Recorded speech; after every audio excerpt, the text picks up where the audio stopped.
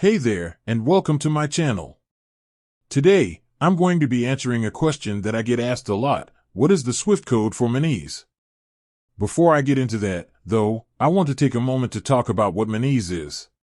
Monese is a mobile banking app that allows you to send and receive money from anywhere in the world.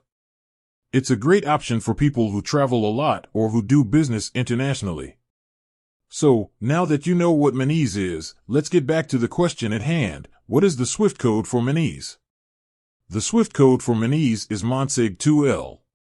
You can use this Swift code to make international wire transfers to and from your Monese account. Here are a few things to keep in mind when using the Monese Swift code. You will need to provide the Swift code to the bank or other financial institution that you are sending money to. The Swift code is not the same as your Monese account number. You may need to provide additional information, such as your Monese account name and address, when making an international wire transfer. In addition to the Swift code, there are a few other things you should know about international wire transfers. International wire transfers can take several days to complete. There may be fees associated with international wire transfers, depending on the bank or financial institution you are using. It is important to double-check all of the information you provide when making an international wire transfer to ensure that it is correct. I hope this information has been helpful.